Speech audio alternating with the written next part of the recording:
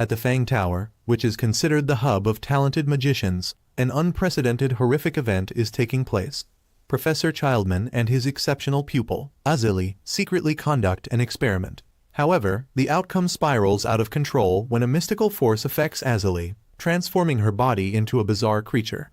Terrifying noises echo everywhere, immediately drawing the attention of the magicians in the vicinity. As they prepare to use magic to destroy this strange creature, a young man with unkempt hair, Krylan rushes to intervene. Because of his close relationship with Azili, he cannot allow anyone to harm her.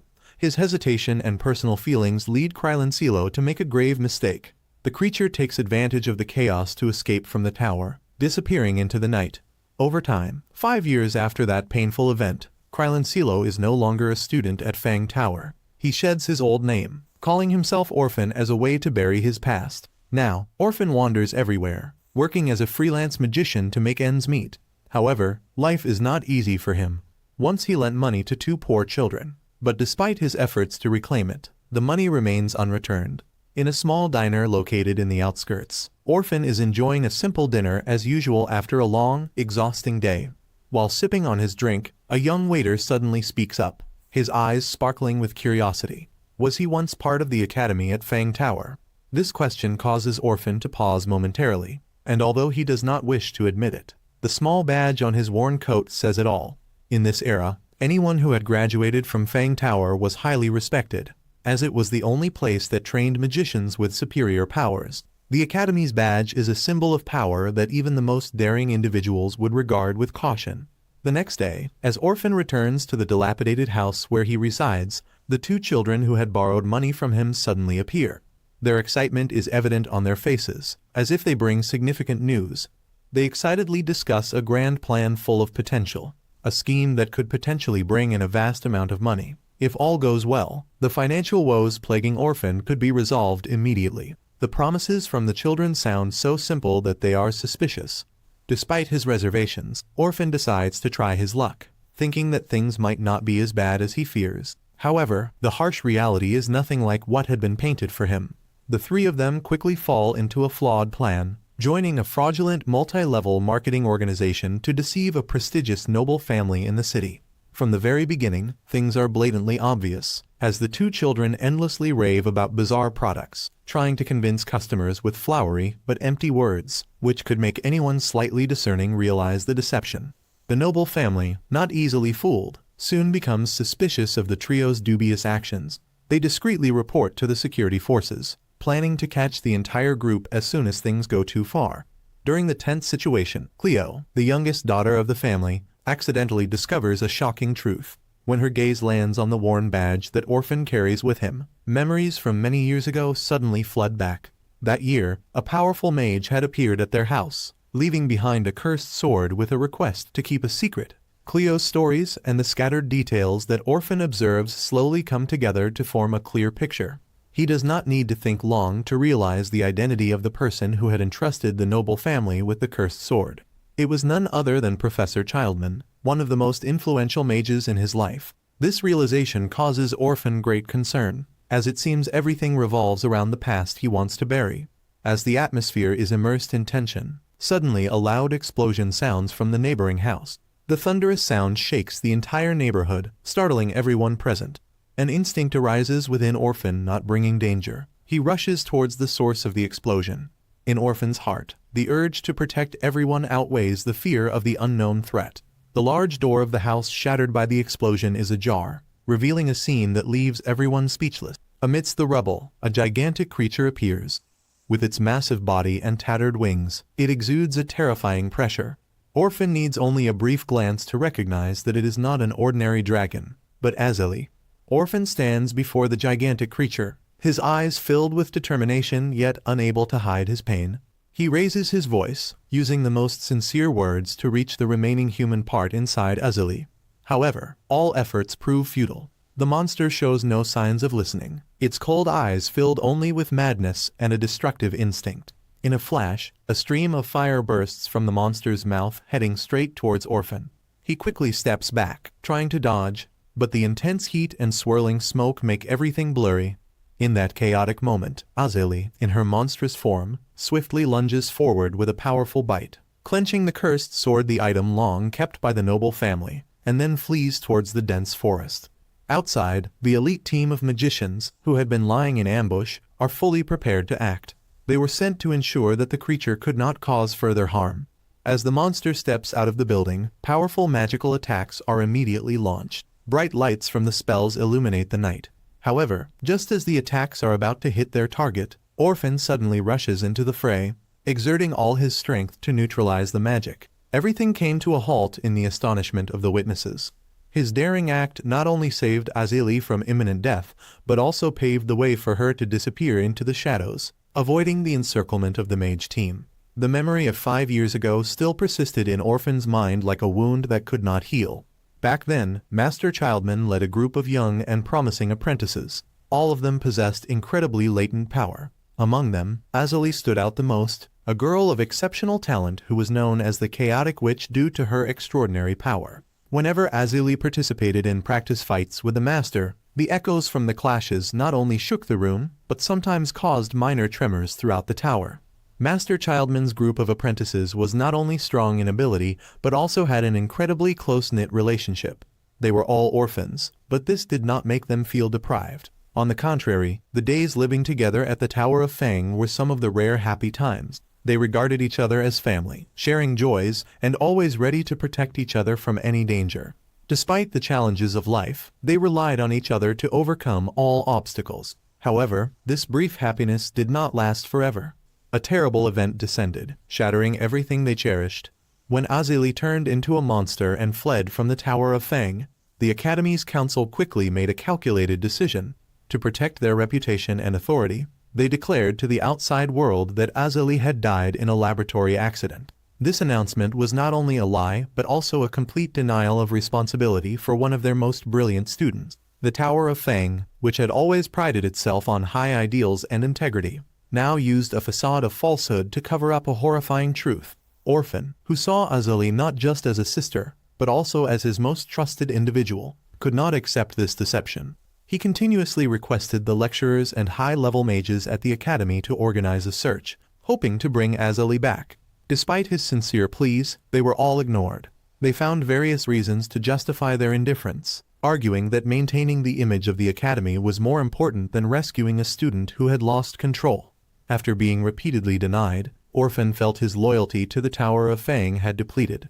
He no longer recognized the place that once served as his second home, a place that had once offered hope and meaning to his life. Decisively, he abandoned not only the academy but also the name Krylancilo, a moniker associated with a painful past. Returning to reality, Orphan was surprised to receive a direct offer from Master Childman. The respected mage, who had been a symbol of strength and wisdom at the Tower of Fang, requested Orphan to undertake a crucial mission to eliminate the monster that both the Academy and the magical community considered a major threat. Master Childman, with his keen insight and experience, speculated that Azili's goal in seizing the cursed sword was to restore her human body. However, he also expressed doubts about the feasibility of this, as the evil power hidden within the sword was not easily subdued. Orphan listened silently to each word of his former master, feeling torn inside. The Tower of Fang, despite recognizing Azili's superior strength as a human, now only saw her as a hazard that needed to be eliminated. For them, killing the monster was not only an act of protecting the surrounding residents, but also a way to maintain the Academy's reputation and protect the sacred land from threat. Childman did not hide his stance. He emphasized that Azili's sacrifice, painful as it might be, was necessary for the peace of all. Childman, with his strategic thinking and masterful magical ability, had quietly cast a tracking spell on the cursed sword. This spell, not only intricate but also highly precise, allowed the group of mages to easily determine Azili's current location. This was a crucial move in their plan, a step towards ending this painful story. Childman believed that with the support from the tracking spell, confronting and eliminating the threat from Azili would be more feasible than ever. In front of his teacher, Orphan nodded in agreement, as though he fully accepted to participate in the mission to hunt down the monster. His expression was serious, but deep inside his mind, he was devising a plan that was completely contrary. Orphan had no intention of following the Academy's orders. Instead, he decided to use the information from the tracking spell to get ahead of the group of mages. Orphan's objective was very clear, to warn Azili about the impending danger. Just before setting off, Cleo unexpectedly approached Orphan with a special gift. In her palm was a shiny silver ring, engraved with ancient, mysterious characters. Cleo explained that this gift was a sincere thank you from her family, a token of appreciation for Orphan's role in protecting them and mitigating the damage from the monster's attack. She did not elaborate on the origin of the ring, only emphasizing that it held a special power capable of saving its owner from the most perilous situations. As Orphan received the ring, his eyes immediately froze, a strange yet familiar sensation invading his mind as if he had seen this object somewhere before. After a moment of thought, Orphan realized the astonishing truth. The ring had once belonged to Azali. The ancient characters on its surface were not only identification marks, but also clear proof of her original ownership. Although Azali rarely mentioned the ring, Orphan distinctly remembered her once saying that it was not just an ornament, but also a powerful protective charm. It contained a protective magic capable of saving the owner's life in the most critical situations. However, its power could only be activated once. Silently slipping the ring onto his finger, Orphan felt an indescribable mix of sadness and gratitude. To him, this gift was not merely a repayment from Cleo, but also a link to the past, to memories of Azali before everything turned chaotic. He did not offer a lengthy thank you to Cleo, merely nodding at her, but deep down, he made a silent promise to use the power of the ring in a truly worthy manner. It was a way to protect what remained of the bond between him and the sister who had once meant everything to him. Orphan and a team of talented witches were assigned a critical task. Many elite mages had been summoned to join the upcoming journey. To counteract dark magic, they also sent a high-ranking white mage to ensure a tighter seal. Meanwhile, Orphan unexpectedly decided to pursue a different path, seeking Azali alone in the hope of restoring her from her monstrous form. Orphan's deep affection for Azali, rather than being reciprocated, was met with her fury. Azali, in her dragon form, unleashed violent attacks, and a powerful blast from her breath engulfed the entire forest in flames, turning the scene into a blazing battlefield. The light from the fire reflected off the sky while Orphan made every effort to prevent the devastation caused by the person he always cherished. The battle was fierce. At the site of the battle, a group of wizards decided to collaborate to precisely locate Azali in her monstrous form. A coordinated attack plan was launched with the goal of directly damaging and weakening the monster. Amidst the chaos, a high-ranking white wizard conducted a sealing ritual to contain the dark power overflowing within Azali's body. However, their efforts seemed insufficient to overwhelm her.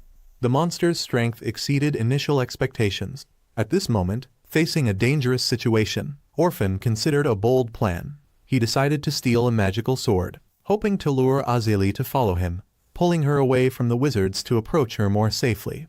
However, this reckless idea was easily seen as naive as Azali's power far surpassed anything Orphan could control. The situation became complicated as the team of wizards was split into two groups. Haisha, Orphan's loyal friend, took on the task of chasing him to retrieve the important sword before it fell into enemy hands. Meanwhile, the remaining wizards had to stay behind to continue the battle with the dragon, preventing further destruction. When Orphan and Haisha returned to the battlefield, the scene that unfolded before them was shocking. The talented wizards who had fought together had mostly fallen, leaving only traces of destruction and failure. Amidst the blood-soaked scene, only Childman stood firm, resisting the terrifying power of Azali in her dragon form. The brutality and madness of the monster made the entire battle area seem engulfed in an unending storm of fire. Before Orphan could think further about his next plan, he was suddenly pierced by excruciating pain. His eyes filled with astonishment as he saw Childman's sword deeply embedded in his body. He tried to move, but his body suddenly became rigid, incapable of resistance or movement. Childman's cold words resonated like a definitive command. He would heal Orphan's wound, but only after the battle had concluded. Now, Orphan's task was to remain silent, forbidden from causing any further trouble until everything was over. Immediately after Orphan was incapacitated by Childman, the battle became much easier for the powerful wizard. With no interference or threat from Orphan, Childman quickly concentrated all his power into a decisive blow. In an instant, the dragon was repelled with tremendous force. The attack not only forced the monster's body back, but also caused it to dissipate in a surge of immense power. The dragon was completely blown away, restoring tranquility, but this was just the beginning of a greater pain awaiting Orphan. A look of utmost regret appeared on his face. His eyes filled with pain as he saw his sister lying on the ground lifeless. The memories of Azali, whom he had tried to save throughout this time, now seemed to have been completely destroyed by her fury. Amid the silence, Orphan suddenly heard a faint sound emanating from the dragon's corpse. It was Azali's final words, a fragile ray of hope in this moment of despair. Something in her words unsettled Orphan. He realized that things might not really be over. The next day, Orphan visited Childman's residence with conflicting emotions. The last words he had heard from the dragon's corpse the previous day had revealed a shocking secret. The soul hidden within the monster was not Azali's at all. Instead, the real Azali was still alive, but in a circumstance no one had anticipated. She had swapped souls with Childman, and was now inhabiting the body of her teacher. This soul exchange was not only complex, but also harbored many dark schemes. Orphan recalled the events of the past few days when no one noticed the difference. Azali, in the guise of Childman, had adeptly played the part, maintaining the stern and authoritative demeanor of a seasoned wizard. While Childman was imprisoned in her body, it seemed that Azali had planned everything in advance. By continuing to perfectly play the role of the teacher, she could survive and let Childman bear the death in her stead. Orphan understood better than anyone the danger of the situation. He knew that Azali had gone too far and that the crimes she had committed needed to be punished. His visit today was not as a desperate brother or a young wizard seeking answers, but with a resolve to end everything. Orphan's gaze was filled with determination. He was no longer the child who only hoped and waited, but a wizard prepared to face the horrific consequences that Azali had created. Azali's sword thrust towards Orphan with a decisive intent, but it could not touch him. Instead of feeling the pain from his sister's attack, Orphan stood calmly. This was thanks to an ancient ring engraved with ancient symbols that he had swallowed earlier. The power of the ancient ring created an invisible protective layer that shielded him from the deadly strike, allowing him to quickly counterattack.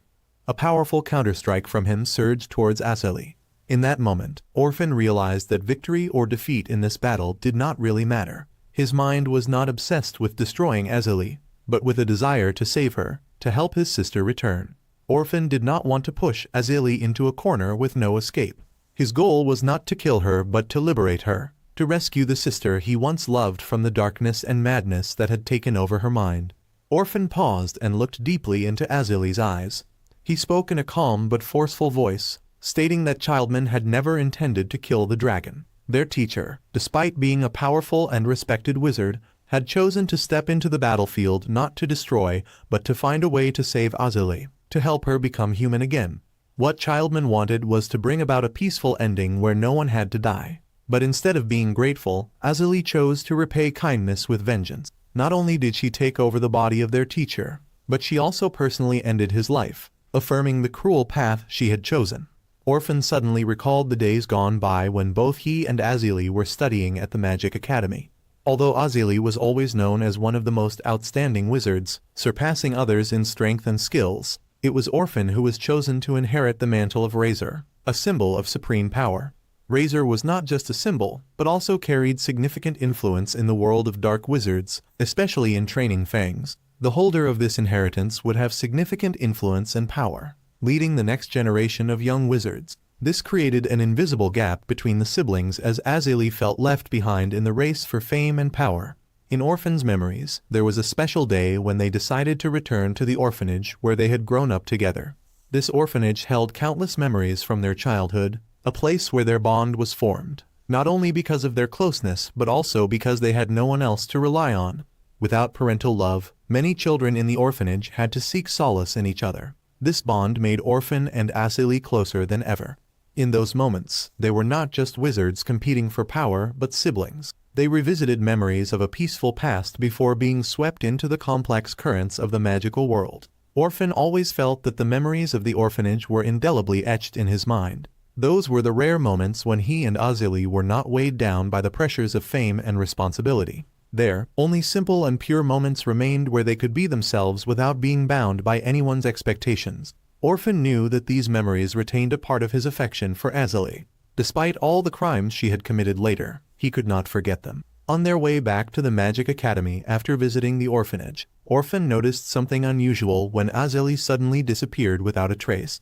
Concern crept into his heart, and Orphan immediately began his journey to find her, hoping to see his sister soon. However, despite traveling many roads and asking everywhere, darkness quickly fell, and there was still no sign of Azali's presence. Darkness gradually enveloped every corner, adding to his tension. Orphan continued his search in a nearby abandoned house, where he thought he might find a clue. The space inside the house was gloomily dark, damp, and eerily silent. As he tried to inspect the surroundings, suddenly a faint shadow emerged from a hidden corner and charged straight at Orphan. The attack was so swift that he barely had time to react. Although he was ready in a defensive stance, the invisible strikes from the enemy were not only elusive but also left Orphan feeling helpless as he couldn't accurately pinpoint their origin. The wave of attacks continuously pushed him into a dangerous position. Despite being a skilled wizard, Orphan was unable to counter the strange assault of this ghost. When pushed to the brink, Orphan knew he had to resort to a different tactic. In an instant, he decided to activate an ancient spell called Mind Closure. One of the few spells he used only in the most critical situations. As soon as the spell was activated, Orphan felt his mind detach from reality, and immediately the vague enemy began to fade away as if it had never existed. In reality, the faint shadow was a spell created by Azali. Outwardly, she smiled and said that she just wanted to tease her younger brother, but deep down, her purpose was not so simple. Azali wanted to test their strengths, to see who was truly stronger between them. This curiosity stemmed not only from the instinct of a talented wizard, but also from a covert need to affirm her position in Orphan's eyes. Yet, she could not deny that her younger brother had grown, and was becoming stronger, capable of standing shoulder to shoulder with her in confrontations. This was both satisfying and somewhat unsettling for her. After that unexpected attack, reality gradually returned to both of them.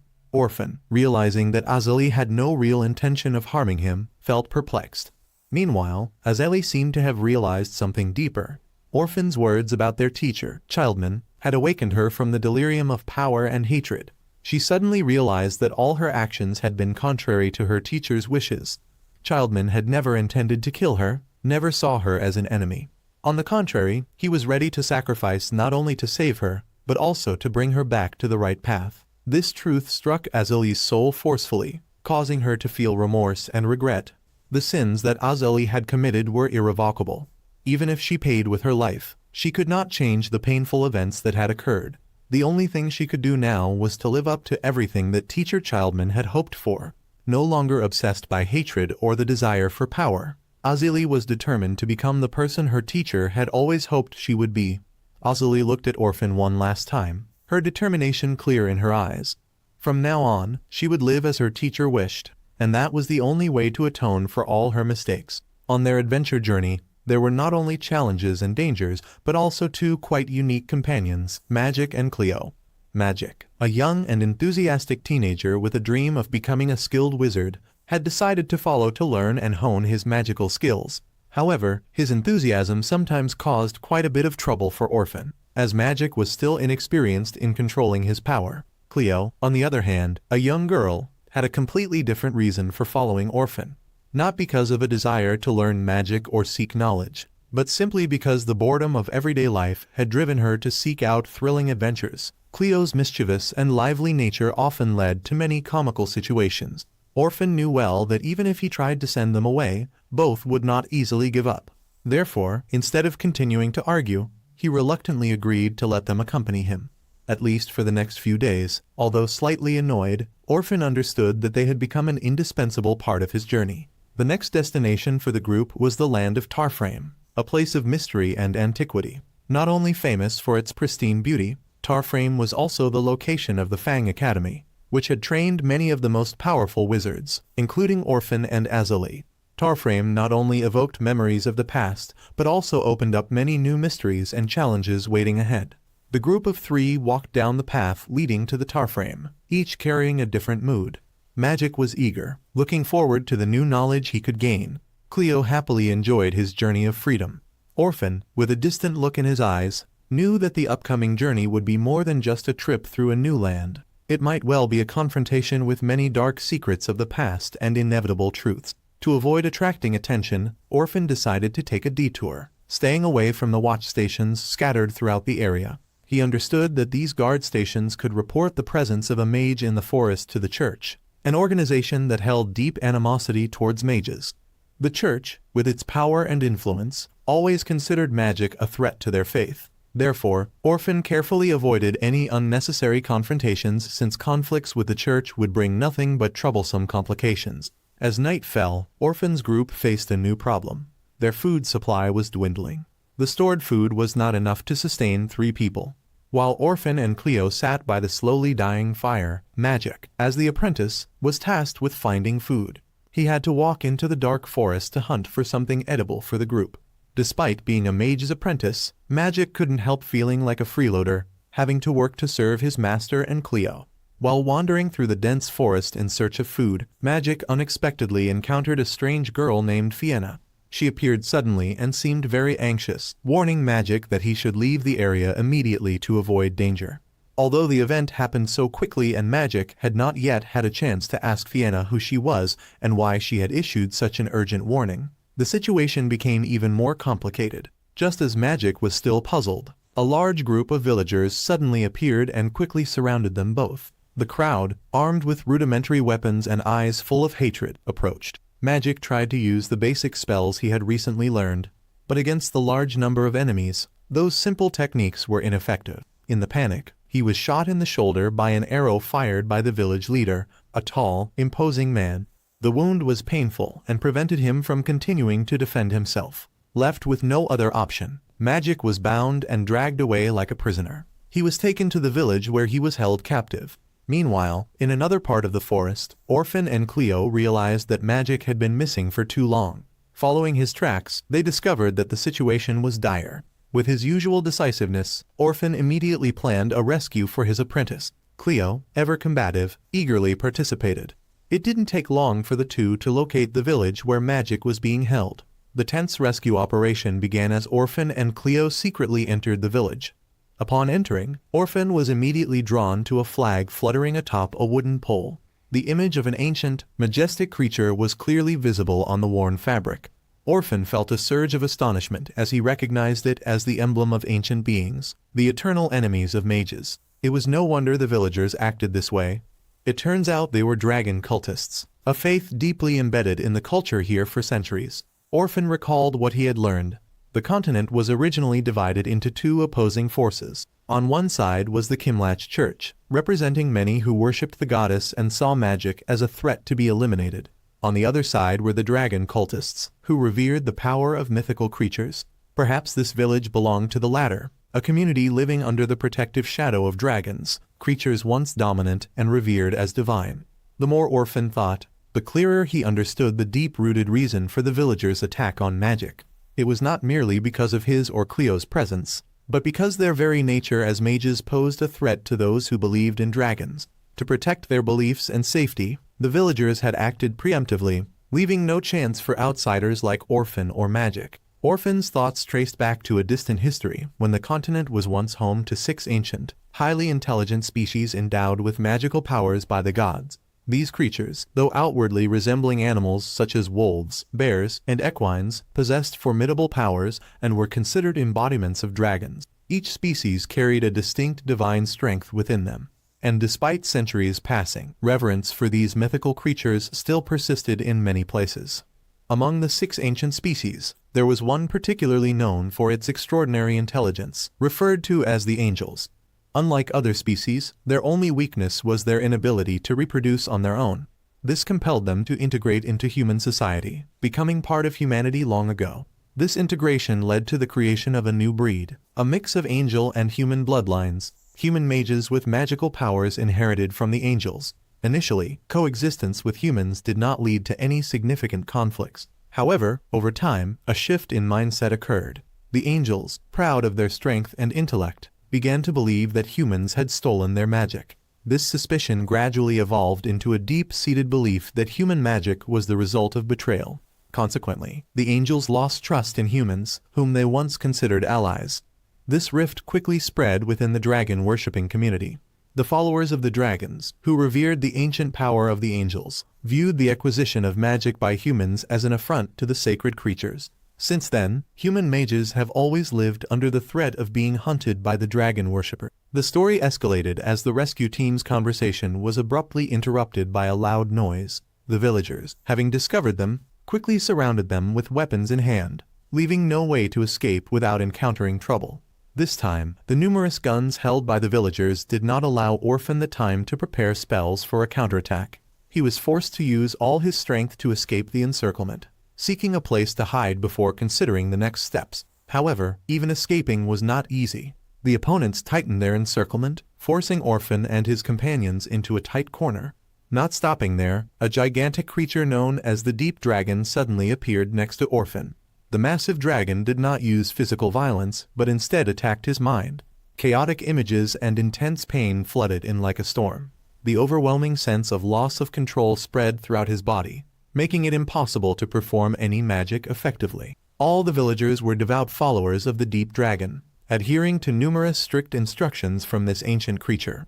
Among them, Fienna played a crucial role not only as a villager, but also as the only nun capable of directly conveying the dragon's messages to everyone. Her task was not limited to following the dragon's commands. She also maintained harmony between the mythical creature and its worshippers. However, what set Fienna apart was her lack of hatred for the mages. Unlike the other devotees, despite living in a community that despised mages and was ready to hunt them, she remained level-headed and compassionate.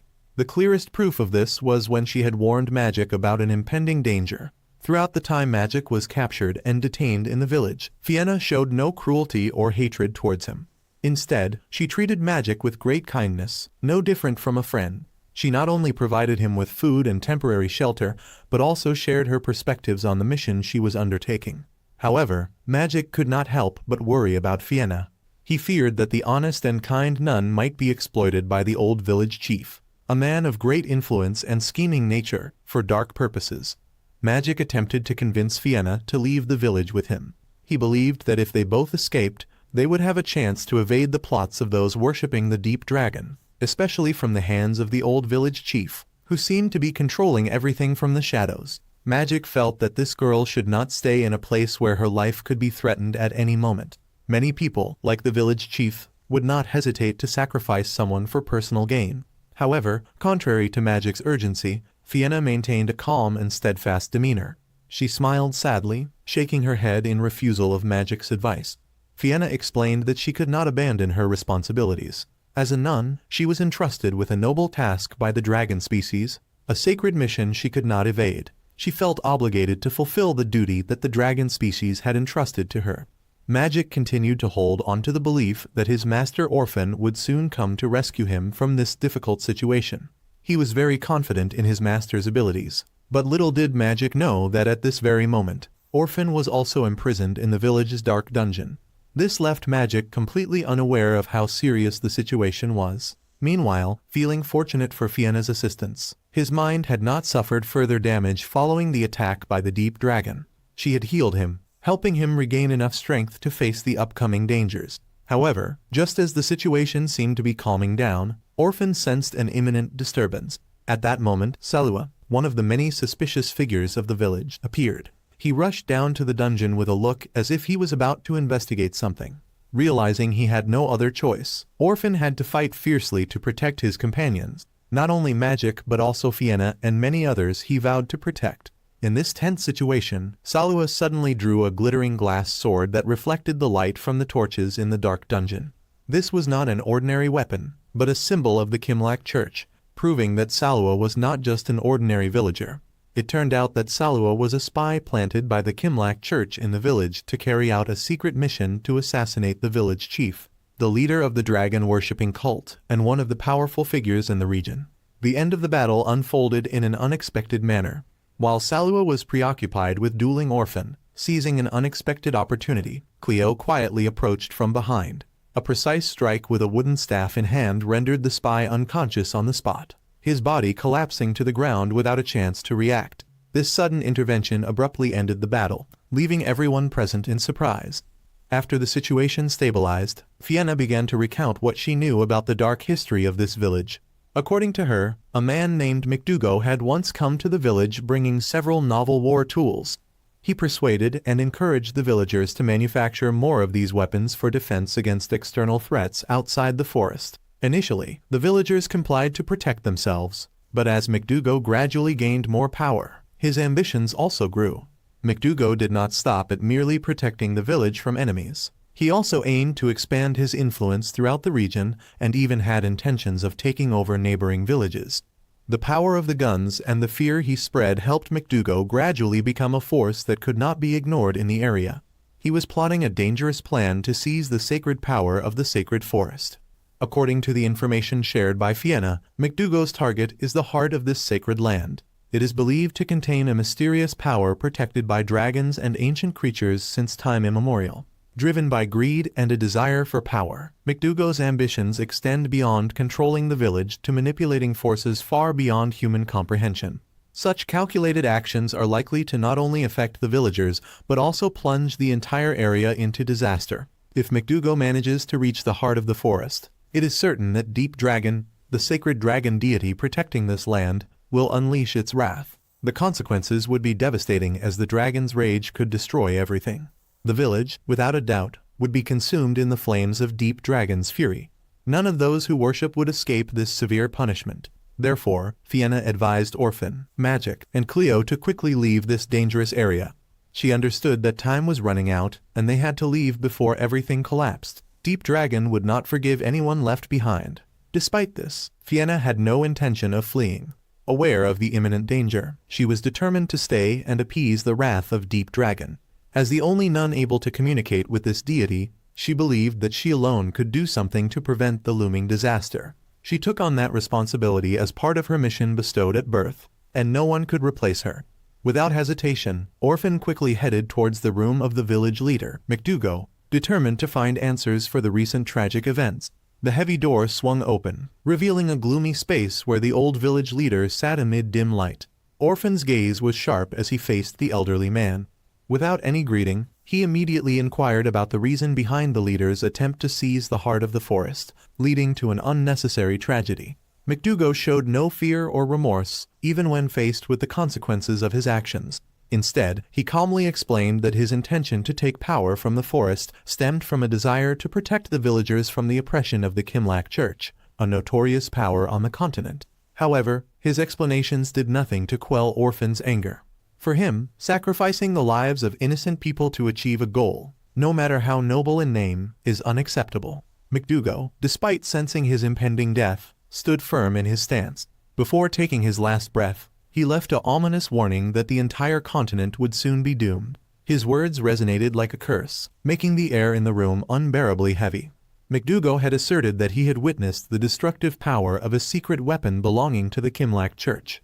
According to him, without preventive measures from now, all life on the continent, including many villages that worship Deep Dragon, would never find peace. Although his words were pessimistic, they instilled a profound fear in the minds of the villagers. After McDougal's last breath, the flame of his will seemed to pass on to the villagers.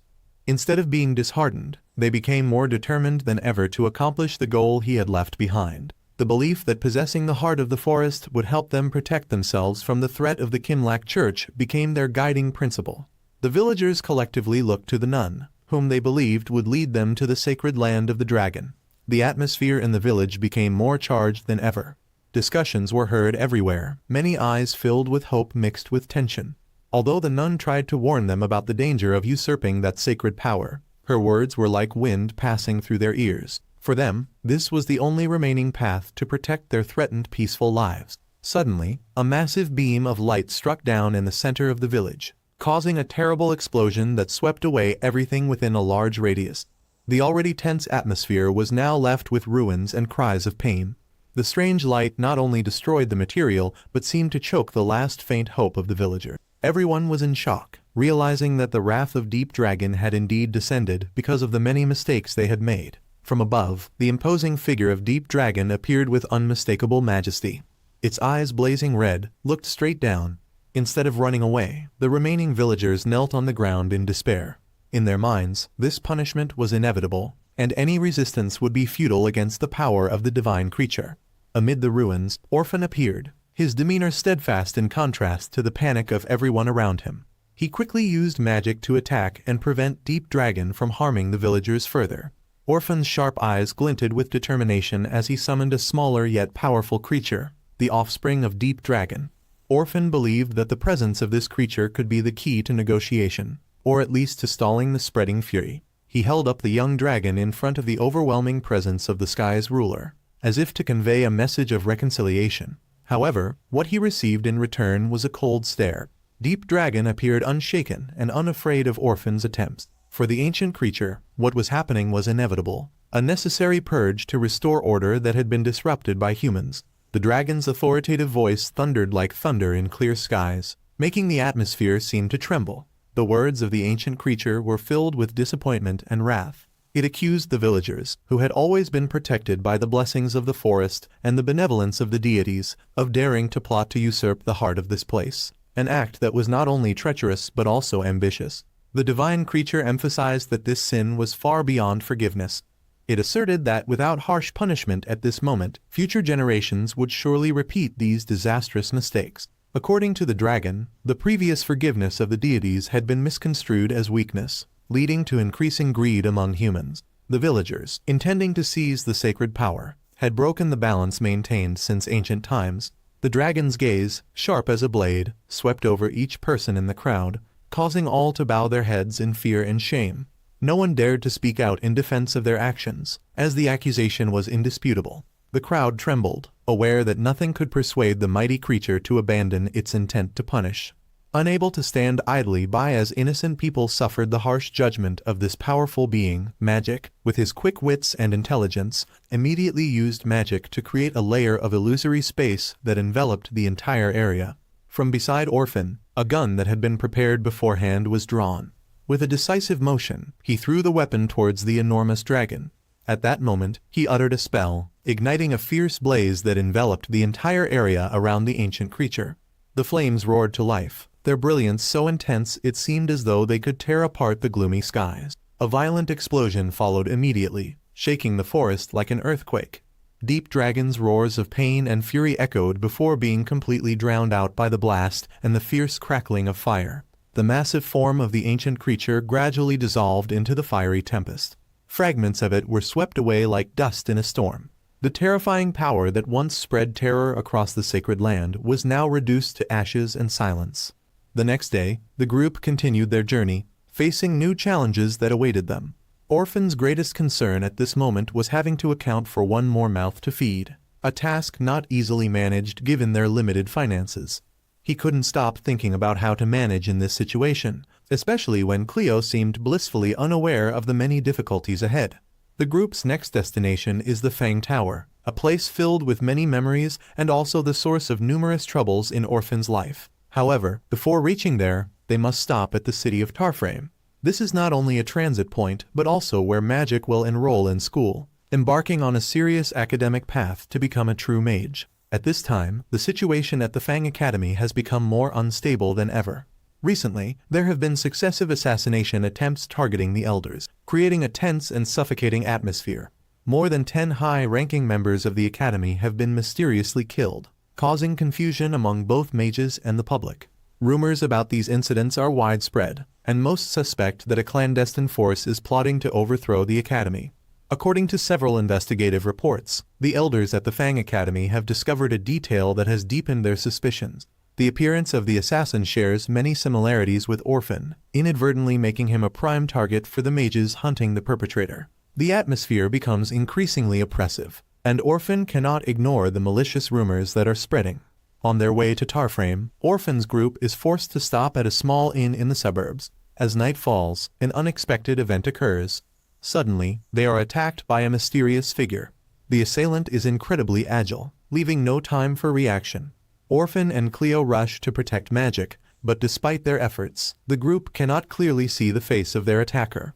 However, after causing chaos for a while, the stranger disappears as if he never existed, leaving behind a strange piece of paper on the table. Picking up the paper, Orphan realizes that the content is written in a cryptic script blending ancient language and magical symbols. After spending time deciphering it, he discovers a message with a sinister implication. Who really is the heir? This question not only perplexes the group, but also evokes a profound sense of anxiety. Clearly, the assassinations at the academy and the recent incident are somehow connected. Someone out there is not only pursuing him, but also seeking to sow doubt and chaos among the mages. Within a few hours, many of Orphan's suspicions swiftly find their answers. as darkness began to envelop the deserted path where the group was temporarily staying. The same assailant who had previously attacked them reappeared. This time with a clearer purpose. The opponent did not sneak up as before, but stepped forward to face them confidently, with piercing eyes and a threatening presence that made the atmosphere almost suffocating. The confrontation quickly escalated. The stranger was not only skilled in magic, but also possessed astonishing close combat abilities. Each of his moves was meticulously calculated, forcing Orphan to struggle in defense. Despite his best efforts, Orphan clearly felt at a disadvantage with each strike. Cleo and Magic could only stand at a distance, watching, afraid to intervene lest they become a burden. As the battle reached its climax, another character unexpectedly appeared, completely turning the situation around.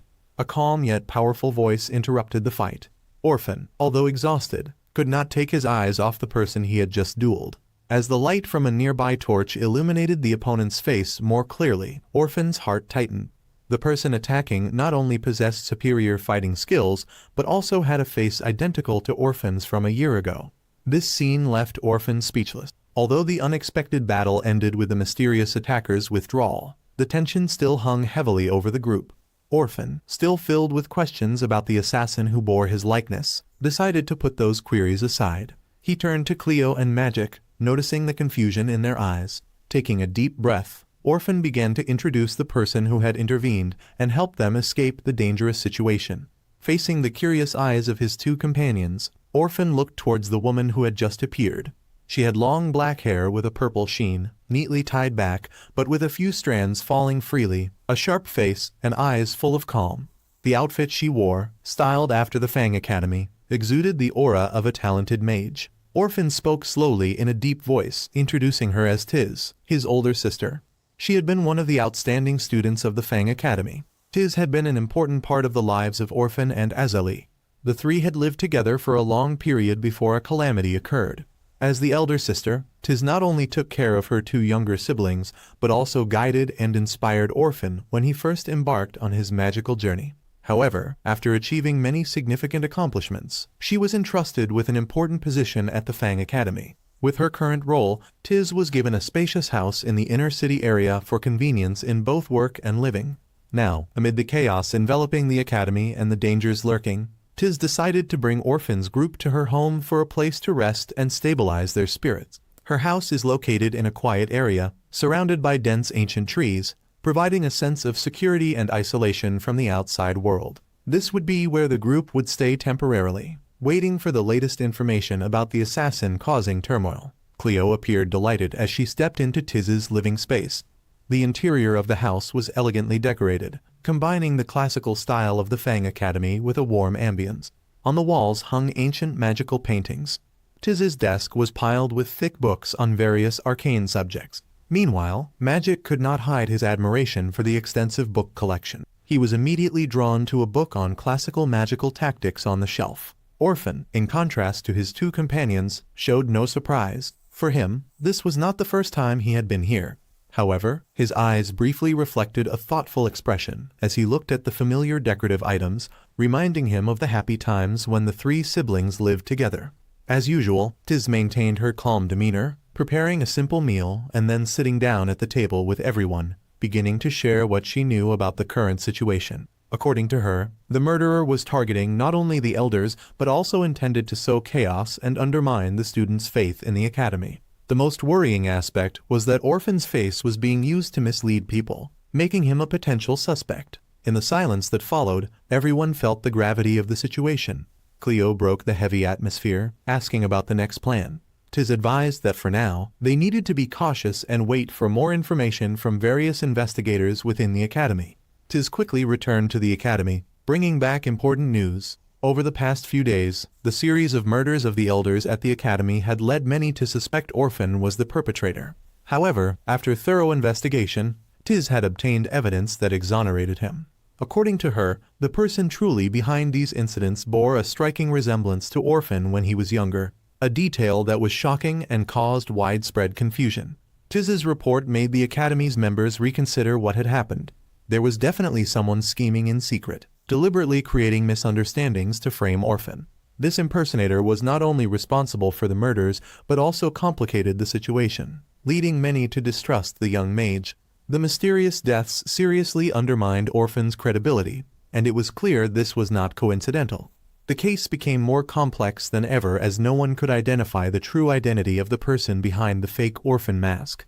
At this point, there were still many unresolved issues, so a definitive conclusion could not yet be reached. That night, in a moment of silence, Orphan sat alone in the darkness, pondering everything that had happened. His mind was heavy, not only because of the threats from the Deep Dragon and McDougal, but also because many long-buried memories still haunted him. Despite trying to overlook them, Orphan could not escape the ghosts of his past.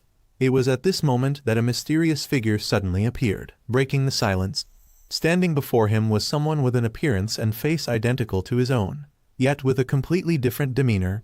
The stranger spoke without hesitation, introducing himself as Krylon Silo. The name Orphan had long left behind. He claimed to be Orphan from 5 years ago. His voice was deep and cold but mixed with arrogance. He was once expected to become the heir to the Razor power, a revelation that stunned Orphan.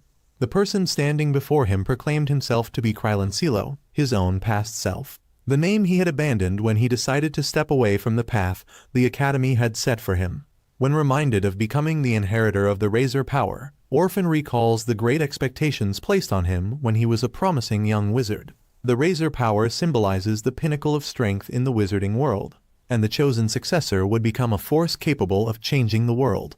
Orphan was once considered the most promising candidate, but subsequent events led him to abandon everything, including his name, Krylon Silo. The impostor continues with a mocking smile, noting that Orphan was once a strong individual with the potential to become the greatest. Yet, he chose to forsake it all to live the life of a nameless wanderer. Orphan's life took a completely different turn after a painful event with Azali. At that time, Orphan had everything: reputation and the potential to become the successor of the Razor power, a position representing supreme power in the wizarding world, and the pinnacle that every wizard aspires to reach. However, instead of continuing on the path fate had set, Orphan chose to give up everything. He distanced himself from not only the right to inherit the Razor power, but also from relationships and reputation without any regrets. When everything happened, Orphan could not ignore the pain and loss from Azali, whom he regarded as his sister. Azali's transformation into a monstrous creature in her quest to attain infinite power forced Orphan to face the biggest failure of his life. It was the moment he decided to let go of everything to find a way to save Azali, regardless of the cost. Meanwhile, as Orphan followed his own path, Krylon Silo, who claimed to be Orphan's former self, continued to attack and kill many leaders of the wizarding world. The powerful elders, who could decide the future of the Razor power, were brutally assassinated one after the other. Krylon Silo's actions were not without purpose. He believed that by eliminating many powerful individuals and potential contenders for the Razor power, he would be the only one left to claim that position. The following morning, Tiz introduced Orphan to 2 of her students, a boy named Tiphys and his sister, Pachika. Shortly after, Tiz mentioned that recently 2 dwarves had visited, claiming to know Orphan. Sensing something odd, Orphan entered the room and immediately recognized them as Vokal and Datin, none other than the 2 troublesome dwarves. Orphan instinctively furrowed his brow, guessing that they were once again caught in some sort of trouble. Meanwhile, at a corner of the city, Vokal and Datin were on guard duty, looking quite pleased with themselves as if they had just been assigned an important role. Bored from the monotonous task, they happened to see Cleo appear with her magical wolf, Loki. Being hungry, Cleo couldn't resist the allure of the roasted chicken leg in Vokal's hand. The 3 quickly sat down together to share the meal. Just as the atmosphere began to lighten and peace prevailed, a group of people clad in black approached from nowhere, instantly heightening the tension. The leader of this mysterious group did not hesitate to act, using a drugged needle to swiftly incapacitate Loki and Cleo, causing them both to collapse unconscious to the ground. Vokal and Datin were horrified and unable to comprehend what had just happened. They had no chance to intervene, and Cleo was kidnapped right before their eyes. As soon as the initial shock passed, the 2 dwarves immediately ran as fast as they could, rushing back to report the incident. With his usual decisiveness, Orphan prepared to set off to find and rescue his friend, while also pondering the identity of the mastermind behind the kidnapping. Deep down, Orphan was not only worried for Cleo's safety, but also felt that the reappearance of Krylon Silo from his past and this kidnapping might be connected. It was no coincidence that his former self from 5 years ago reappeared at this time. It seemed that someone was orchestrating the appearance of that imposter, making everything more complicated. Throughout the journey to find Cleo, Orphan not only had to face numerous dangers lurking from hidden enemies, but also felt like he was being drawn into a much larger conspiracy. Something is manipulating everything from the shadows, and the real enemy has yet to reveal themselves. Orphan feels that this is not just a simple kidnapping, but possibly part of a larger plan to trap him. With each step, Orphan constantly thinks about the real purpose of the person who created Krylan, his past version. It seems the mastermind wants to recreate what Orphan left behind, decisions that once changed his fate, and that of many he cared about. More importantly, Orphan is determined not to let this haunted past destroy his future and the life of Cleo. A young student warned Magic to be very careful when interacting with Orphan. Rumors about him have always swirled around like a wind filled with half-truths and half-fictions. Oral stories about Orphan have persisted from 5 years ago until now. Back then, Orphan was the pride of the academy, personally trained by Childman. There were expectations that he would reach the pinnacle of magic and possibly inherit the title of Razor, a prestigious title for the greatest mages. However, not everyone saw Orphan in that light. The elders in the academy began to fear that his potential power would become a threat if it went beyond their control. They did not want an heir with great power that they could not control. Therefore, they secretly sent a group of spies to monitor every step Orphan took. His every action was closely watched. The secrets surrounding the existence of this group of spies were known to only a few, and Magic was among them thanks to information disclosed by that student. It is unclear exactly why, but rumor has it that Orphan brutally attacked a mysterious spy, severely injuring the person. It is said that Orphan was indifferent to the dying victim and coldly left the scene as if nothing had happened. This story, though yet unproven, spread everywhere and was quickly exaggerated. As a result, many began to believe that Orphan was truly brutal, and the story became part of the unfounded rumors surrounding his reputation. This incident quickly raised suspicions among many other students in Childman's class. People whispered that the children trained in that class were mere puppets, only following orders without any compassion or morality. They were rumored to be many cold-blooded individuals, ready to destroy anything and anyone they perceived as obstacles, without hesitation. This story further intensified the situation, causing Childman's students, despite doing nothing wrong, to be caught in a whirlwind of suspicion and wariness from everyone around them. Their image in the eyes of outsiders gradually became that of ruthless individuals who could not distinguish right from wrong. This led many to start keeping their distance from the academy's students, even viewing them as a threat. The battle between the present Orphan and Krylan, his past version, was extremely fierce. Both knew each other's fighting style and intentions so well that most of their attacks were blocked before they could hit their target. Orphan realized that continuing to use old tactics would only prolong the battle unnecessarily, yielding no results. In a challenging confrontation, Orphan recognized that he had no chance of winning if it were a direct fight.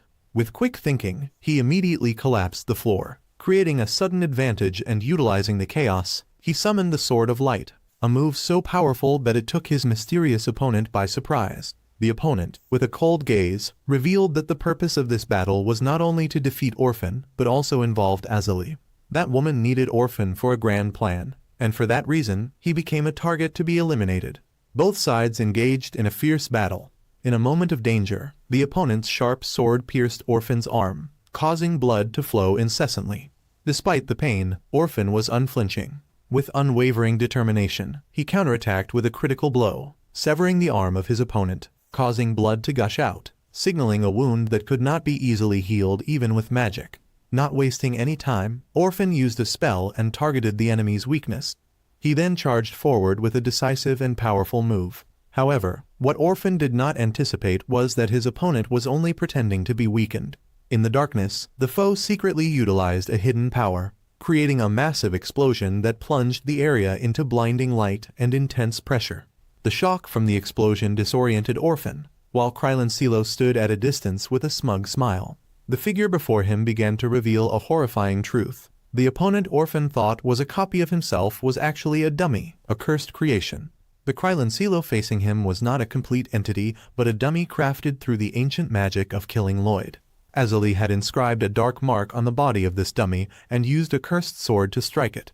That very strike transformed the insentient dummy into a youthful version of Orphan, identical to him in every detail. But it didn't stop there. The evil magic gradually breathed into the dummy the ability to think. turning it into a conscious entity with ambitions to replace Orphan himself. Over time, the dummy began to develop its own will, no longer merely a tool for Azeli but harboring the desire to take Orphan's place not only within the group but also in the hearts of all those around him. As Orphan faced the threat of destruction, the mysterious dummy, originally his copy, began to rise with a new identity, armed with powerful magical abilities and its own agenda. This dummy became a character full of contradictions. It not only accompanied Azeli on her mysterious journeys, but also gradually asserted its role in the story. However, despite possessing incredible strength, its artificial nature meant it could never escape the reality that it was just a copy. Orphan, despite facing numerous challenges, found strong motivation to continue fighting. Deep relationships with friends, many precious memories, and an unshakable will became the sources of strength that pushed him to unleash his full potential. The confrontation between Orphan and the dummy was not just a magical battle, but also a battle of wills. Each magical strike carried determination and the desire to protect what was dear. When the dummy shattered into pieces, Azeli appeared. She approached calmly, with eyes gleaming with resolve, inviting Orphan to join her secret plan. When Cleo and Magic entered the room, the first scene they saw was Orphan lying exhausted on the floor after a strenuous battle. Previously, in a lavish palace, a mysterious assassin had killed numerous people while searching for clues related to an important map. The atmosphere there was filled with darkness, clearly reflecting the danger of the perpetrator behind this bloody act. Just as he left the room, Orphan was suddenly confronted by a shadow rushing towards him with a terrifying murderous intent. Without much time to think, he immediately prepared to activate a spell to counterattack. However, before he could act, Cleo and Magic suddenly appeared. It was in this moment of distraction that the real enemy managed to escape. The following morning, Orphan went to Tiz to report on the situation.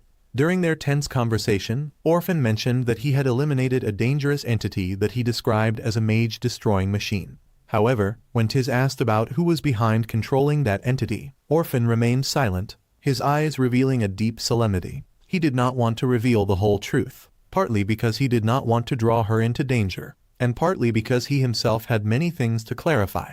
Tiz then handed Orphan a special document, a detailed report on the missions he had undertaken over the past 5 years outside the Magical Academy. However, one surprising detail made Orphan pause. He had not been expelled, which should have happened long ago, and it was Tiz who had amended the records to include him. Orphan and Tiz, along with Magic, headed towards the Fang Tower, considered the center of magical power. On their way, the atmosphere between them was relatively light, but Orphan remained vigilant. During their conversation, he asked Tiz if she had ever had conflicts with anyone that led to serious consequences. Tiz, with her usual confidence, asserted that she always received respect from everyone. However, her answer was quickly contradicted by reality. Just after their conversation ended, a sudden hailstorm struck, heading straight for them. The large and small hailstones came with such force that it was clear this was no accident. In this tense moment, Orphan's senses became sharper than ever. He sensed every minor movement from the massed individuals surrounding him. Without hesitation, Orphan plunged into the battle, facing the entire group of adversaries alone. His attacks were powerful, combining magic and combat skills harmoniously to quickly overpower each enemy. None of the massed assailants could withstand Orphan's power for long. After defeating the entire group, Orphan approached one of them to ask why they had attacked him. The adversary, with eyes full of resentment, revealed that the attack was an act of revenge for their comrades, who had previously been punished by Orphan. Something about that statement seemed familiar to him. Orphan thought about it and quickly realized the connection. It was likely that these individuals were related to a village chief he had encountered on a previous mission. This thought made Orphan even more vigilant, as such intertwined relationships could lead to even greater troubles. As Orphan was considering the situation, a figure appeared from afar. This newcomer was unlike the ordinary foes he had just defeated. The sharp gaze, dignified aura, and confident demeanor immediately made Orphan recognize him as an important figure. It was Hydron, a high-ranking mage of the Fang Tower. The man, who introduced himself as Hydron with a calm demeanor and a deep voice, declared that his purpose was to escort Orphan. However, Orphan was not easily convinced by these words. As a test, Orphan suddenly launched a quick and powerful attack to check the other's abilities. Hydron, with his excellent skills, dodged it effortlessly, making Orphan even more wary. The two entered the Fang Tower, and the atmosphere was tense with every step they took. Upon reaching the interior of the tower, a secretary of Factor appeared, politely but urgently requesting Orphan to meet this high-ranking mage privately. Led into Factor's imposing room, Orphan was curious about the unexpected meeting. Factor, with his sharp eyes and authoritative voice, quickly got to the point. He revealed that the Hydran Orphan had just met was actually a spy. This information stunned Orphan momentarily, but Factor continued to explain before he could react. According to Factor, there was only one class in the Fang Tower specifically trained in assassination skills, and that was the UA class. The students of this class were trained not only to become mages, but also ruthless assassins. Factor emphasized that the recent actions of the UA class had become uncontrollable and, to maintain the balance of the Fang Tower, they had to eliminate this class before things escalated further. The story does not end there. Factor placed a stack of documents in front of Orphan. The pages contained detailed reports on the actions of Hydran and the students involved. Orphan flipped through the documents, his expression hardening as he read about the massacre of the followers of the Dragon Cult. The operatives trained in the UA class under Hydran's direction had executed everyone involved, leaving no trace except destruction. Upon leaving the Fang Tower, Orphan walked in silence, his mind shrouded by warnings from Master UA, urging them not to become enemies of each other. Those words haunted him like a reminder that facing the Master was not just a challenge, but could lead to unforeseeable consequences. Although Orphan did not show it, the tension seeped into his thoughts, making it hard for him to focus on anything else. Elsewhere, Cleo and her two friends had just returned from a stroll, still buoyed by the humorous stories they had shared. However, their joy was abruptly cut off when they spotted a figure with a covered face standing starkly on a nearby rooftop. Before they could react, the shadowy figure vanished, leaving a heavy air that seemed to foretell misfortune. When Orphan arrived, seeing Cleo with blood on her head left him shocked and furious. Hearing from Cleo what had happened, Orphan quickly connected the event to an assassin he had faced before. Determined not to let him escape, he immediately prepared to pursue. However, Tiz unexpectedly blocked his path. Her expression stern yet caring, she suggested handling the matter herself while Orphan should focus on caring for Cleo, who clearly needed assistance. Reluctantly, Orphan agreed, realizing that Cleo's treatment was the priority. As Orphan tended to Cleo's wounds, Tiz quietly followed the trail of the assassin. Upon reaching the city center, she spotted one of them who intentionally revealed himself as if to lure Tiz into a trap. Back home, after ensuring Cleo's wound was properly treated, Orphan decided he could no longer sit idly by. Regaining his resolve, he quickly prepared and headed into the city. Tiz continued to follow the masked man, tracing each small clue he left behind. She eventually stopped in front of a dilapidated house, enveloped by darkness and silence as if it had long been deserted. Without hesitation, Tiz entered, cautious yet decisive. As she went upstairs, she immediately realized she had walked into a trap. Two figures awaited her there, their eyes filled with murderous intent and dangerous confidence. One of them stepped forward, and Tiz was stunned to recognize him as a former student of Master US class. He made no secret of his purpose, seeking a world map, something Tiz was completely unaware of. She pressed them for more information, but their responses were only mocking smiles full of malice. The confrontation erupted shortly thereafter. Tiz quickly activated her magic, unleashing powerful attacks to overwhelm her adversaries. However, the two were not ordinary foes. They coordinated closely, with the clear goal of disabling Tiz's ability to use magic. Realizing her vulnerability, they focused their attacks on her throat to disrupt her spell chanting. As she gradually became incapacitated, they moved closer, ready to take her away. In a critical moment, a familiar voice rang out, sharp and authoritative. Azili appeared, her eyes cold and fixed on the two enemies. With firm resolve, she declared that she would not allow anyone to harm Tiz. Azili's presence made the assassins hesitate, clearly lacking the strength to confront such a powerful sorceress. After a brief exchange, they quickly retreated, leaving Tiz dazed and weakened. When Orphan arrived, his gaze immediately turned towards Tiz, her body still showing signs of the fierce battle. He helped her return home safely, though he was puzzled by Azili's unexpected appearance. That night, as she rested, Tiz reflected on everything.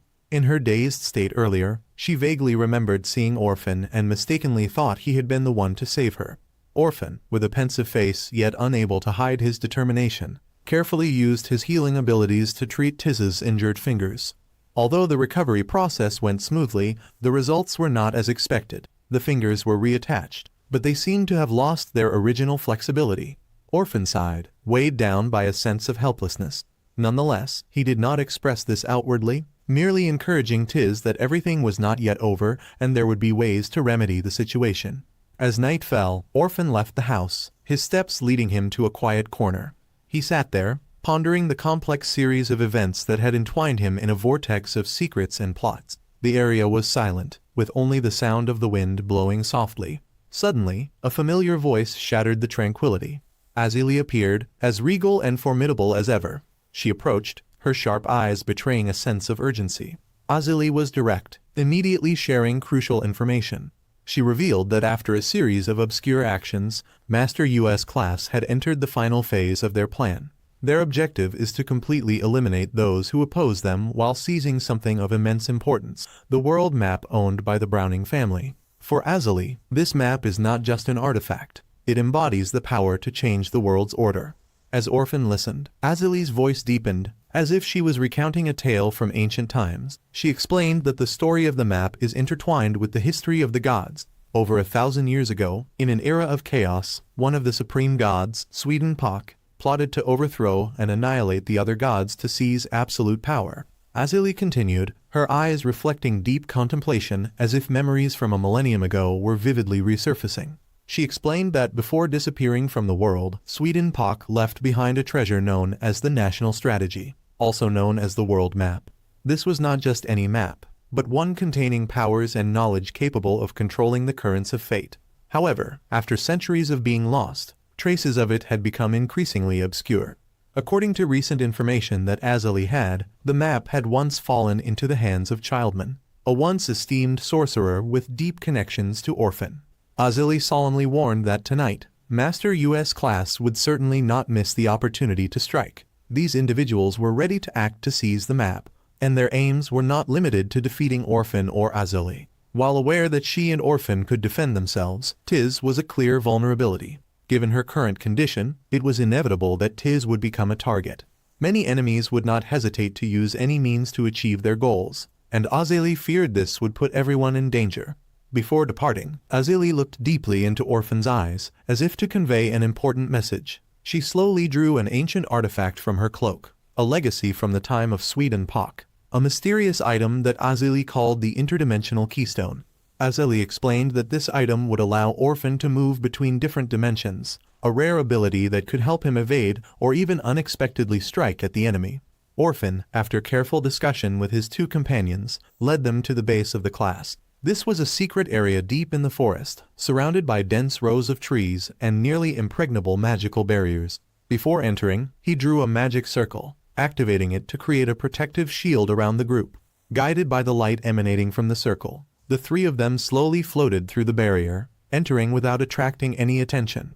Inside the base, the space was dark and suffocating, with dim light just enough to see the objects around them.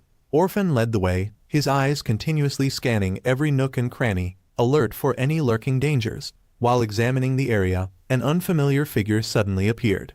This person was none other than Hydran, a magical warrior known for his brutal strength and ability to launch surprise attacks. Before Orphan could react, Hydran raised his hand and launched powerful attacks that shook the surrounding area. However, Orphan quickly used defensive magic, dodging the attack just in time, and then created a small counterattack wave to block his opponent's advance. The confrontation lasted only a few seconds, but was enough for Orphan to realize that this enemy was no ordinary foe. Not wanting to waste more time there, he quickly activated the magic circle again, leading the group deeper into the base, which was believed to be the training area of the class. The atmosphere became more tense than ever. The thick walls, armor left behind from long ago, and many traces of past battles made the place look like a forgotten battlefield. As Orphan led the group, a deep voice echoed from the shadows. Hydran moved closer, a half-smile revealing a mocking expression. The light from the torches on the wall illuminated his face, highlighting a long scar running from his temple down to his chin, seemingly provoking. He asked Orphan in a mocking tone, "Have you ever thought about this scar?" 5 years ago, when Orphan first came to the royal capital, everything around him was filled with strangeness and tension. Among the crowd on the bustling streets, a sense of unease rose within him, as if someone was silently watching every step he took. And, as expected, Hydran emerged from the shadows of a deserted alley. His cold gaze made Orphan pause. the unease now turning into fear. With a provocative tone, Hydron slowly approached Orphan, seemingly eager to ignite a confrontation. He questioned whether Orphan thought the Fang was created to train people like him for any purpose other than to kill Azili, whom they called the Chaotic Witch. These words struck Orphan like a sharp knife, nearly overwhelming him. The realization that the ultimate goal of their training was to destroy someone he had always considered family made it impossible for him to remain calm. In a panic, Orphan unconsciously unleashed the latent power within him. A powerful whirlwind erupted around him.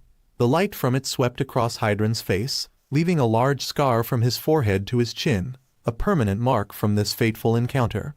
However, Hydron was not easily subdued. He struggled in the vortex and then charged straight at Orphan, intending to finish him with a single blow. Time seemed to slow down, everything else faded away, leaving only the image of the enemy charging and Orphan's determined eyes. In an instant, Orphan activated a teleportation spell, disappearing from his original position, causing Hydron to miss his attack. Before Hydron could realize what had happened, Orphan appeared behind him. With a powerful blow, he knocked Hydron back. In a strange place, Cleo slowly opened her eyes, but unfortunately, Fokter's assistant was nearby. Before Cleo could say anything, he suddenly rushed forward, tightly grabbing her throat, his fingers tightening as if to snuff out her last breath. The attacker showed no mercy, preparing to use magic to finish her. However, at that moment, a sharp beam of light sliced through the air, severing the assistant's hand, blood spraying wildly as he screamed in pain. With his special magic, Loki timely saved her from the dangerous situation. Elsewhere, magic was also teleported to a completely unfamiliar location. The surrounding scenery was gloomy, with crumbling architecture and a thick air smelling of decay. He tried to calm himself, the isolation causing his mind to reel. As magic was about to search for a way out, a figure appeared from afar, walking unsteadily but filled with danger. It was a member of the class, who also seemed to have been caught in the teleportation spell. Magic sensed the growing danger as the figure rushed towards him with terrifying speed.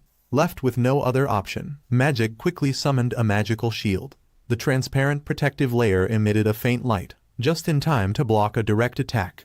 The impact created a loud explosion, forcing both parties to step back. Although he escaped the initial attack, Magic discovered that the precious map he was carrying had fallen into the opponent's hands. The foe quickly stuffed the map into his clothing, a sly smile revealing his provocative intentions. Anger flared within Magic, but more than that, he worried that he would become a burden to Orphan.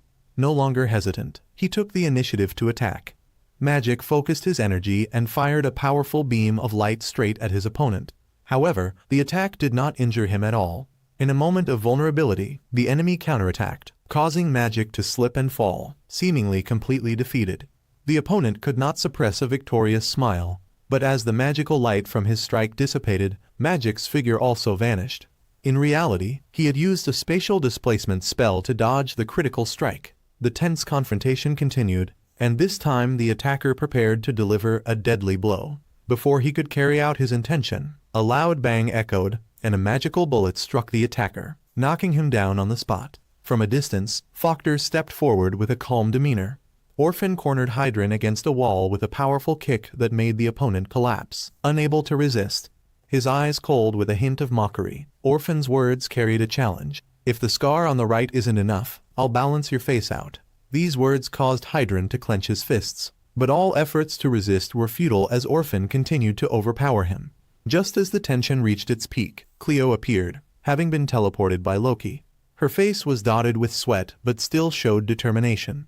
She quickly recounted that when Fokter's assistant had tried to attack Loki, she seized the unexpected opportunity, using all her strength to strike from behind, knocking him down instantly. Freed from the dangerous situation, she quickly left with Loki to find Orphan. The group then proceeded directly to the room of the class, where the teacher was waiting with a book in hand. His expression conveyed satisfaction as he declared that he had stolen the most important book from Magic. However, Orphan's response was a scoffing laugh that seemed to shake the room. His mockery caused the class teacher to lose patience. He opened the book hoping to find many valuable secrets. Instead of important content, the pages inside were filled with childish scribbles, nothing more than a prank. While the atmosphere in the classroom was fraught with tension, Fokter and Magic suddenly appeared. Fokter's gaze was serious as he emphatically declared that the unlawful actions of the class at the Fang Tower could not be overlooked. His statement made the class leader laugh arrogantly, displaying a dismissive attitude by suggesting that just a few people could do nothing against him and his subordinates. However, his confidence quickly vanished when Azili suddenly appeared. Her presence carried an authoritative aura that seemed to freeze the room instantly. Upon seeing Azili, the class leader immediately lost control, screaming wildly and charging at her with all his hatred. But before he could get close, Orphan quickly stepped in front, countering the attack with a swing of his arm. The two engaged in a fierce battle, but it was not long before the class leader collapsed, unconscious on the floor, overwhelmed by Orphan. Azili stepped forward, her eyes showing a hint of pity. Without saying a word, she raised her hand and activated her chaotic powers. A wave of magic emanated, enveloping the entire class. In an instant, all their memories of her were erased, leaving a strange emptiness in their minds. She turned to leave, but before departing, she looked back at Orphan. Her voice rang out with a challenge, telling him to come to the Kimlark Church if he wanted to resolve this matter. Without waiting for a response from Orphan, Azili used magic and disappeared.